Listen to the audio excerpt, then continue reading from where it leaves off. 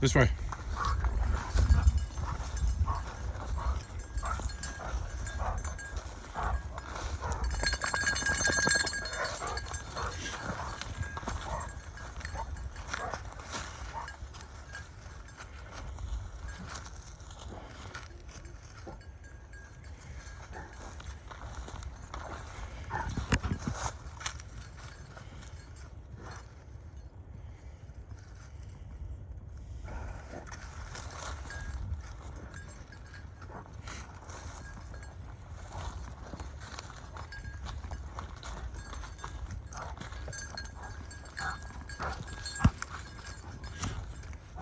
So I notice as we walk these woods looking for quail that he's been running. He runs a lot slower now. He hunts a lot closer to me than when his sister was here. His sister passed. It's 3 years now, and he still hunts great, finds lots of birds.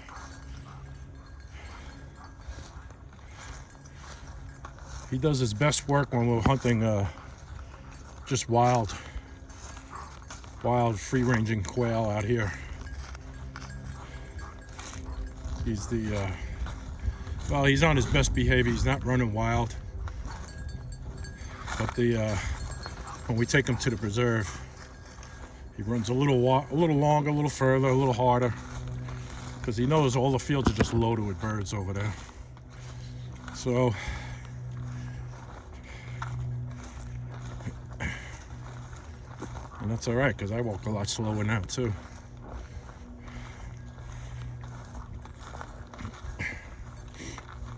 But he's still doing good. I'll tell you one thing he has done, he's come a long way at the preserves.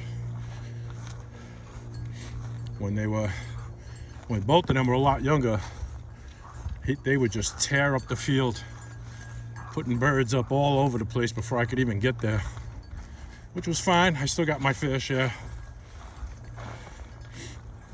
I am definitely not about having to kill every single bird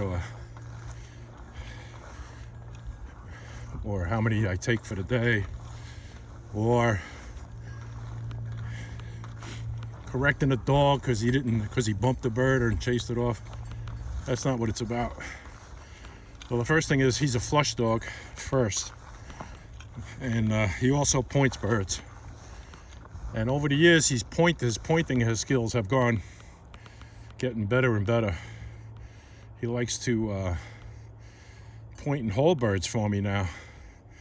So I've been using a few commands that he would point a bird, but if I didn't get there quick, he would flush it, which is what I really wanted. I wanted a flush dog. I was done with pointers when I got them.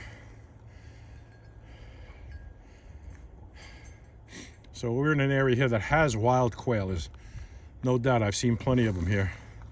It's just that they're so few and far between, they're really hard to locate, even with a good dog. So that's why I supplement that by going out to the preserves, where they groom their property, they put food out, plant crops for them. So the preserves are just like loaded with birds. But the last preserve hunt I did with him, he did really well. I mean, he was holding points very similar to a pointer, which he's not. So what happened with that is, I bought these dogs. Like I said, I was done with pointers.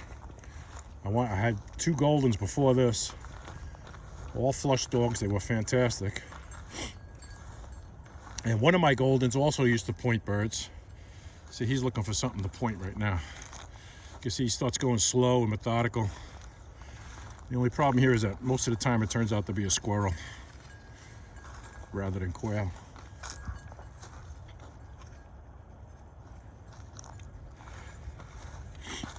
So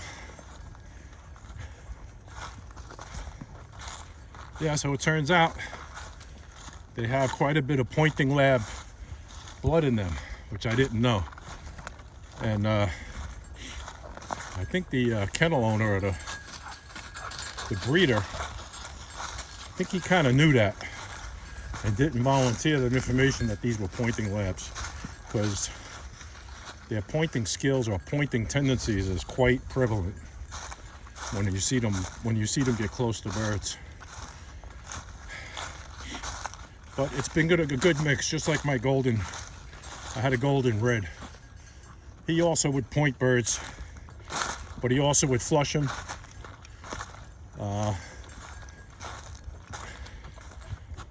Yeah, so it's a really exciting way to hunt.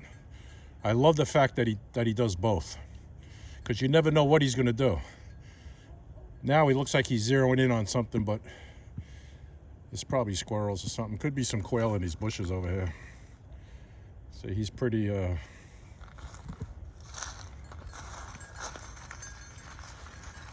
so yeah, but he's given me a lot more opportunities now than he ever has. And he hunts with much more control when I'm out for the wild birds.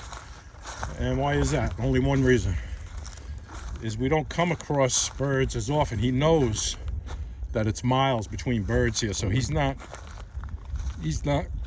running out of the gate full speed, full bore.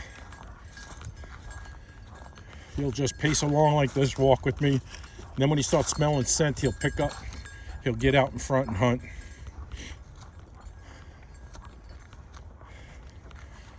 But the problem is, like I said, is these public hunting areas get hit with everybody. The deer hunters are in here for 4 months. Then turkey season opens. So there's quite a bit of traffic through here. But this is a great way to hunt, and this is a great warm-up. We're going on a preserve hunt next week. I'm going to do a 25 bird quail hunt.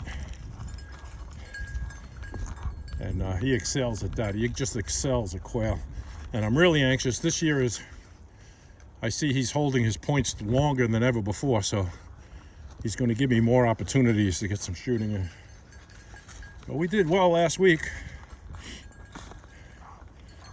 Yep, got about, I don't know, I think about 13 or 15 chucker last week. It was great.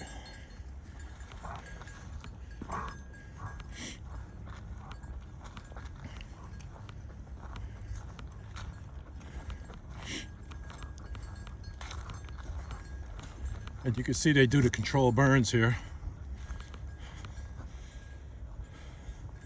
They did that about a month ago. So that helps all the wildlife here. Because you see, this area hasn't been burned in a couple of years. Right across the road, everything is blackened and thinned out. And before May or around May, that'll all be green with new growth, new shoots coming up out of the ground.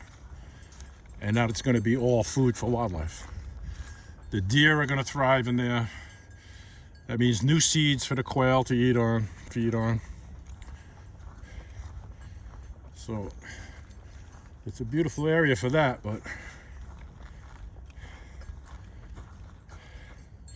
all right, we just did a little 1 mile loop. I'll throw him back in the car. Now you notice his vest. I'm not gonna get a lot of comments. Why is he wearing a pink vest? No, he's not woke. That is what would have been his sister's cooling vest. He has one in blue, and which is almost, the blue is almost just as visible as bright as the pink is, but nothing beats bright pink, hot pink. For a while there, they were selling that to deer hunters instead of blaze orange. It really stands out. And what we got going on here is, on a cloudy day, these pine forests can get so dark about 3 o'clock. You're hunting there with a black dog, good luck trying to find them. I remember one time I thought I lost Luna. She just disappeared into the black pines. And I was calling her and calling her. It turns out she was like She wasn't but 25 yards from me, sitting down, just staring at me like I got two heads, saying like, what are you whistling about? What are you calling me for? So we put these on. I never have a problem locating them with this on. That's a little safety too from other hunters too, because you never know who you're going to run across. But yeah, you can see all this is all blackened out. I know cell phone camera isn't really the greatest, but it's all blackened. Some of it's charred, right? Like there's nothing left of the brush. Because all this here is bare ground. It used to be like this.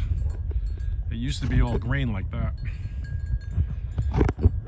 So this will all grow back in a month or two. This will be all green again. It won't be tall, but it'll be all green. And that's going to be great food for the wildlife. Max is like, come on, let's go hit the other spot. Yeah, so I'll get back to you.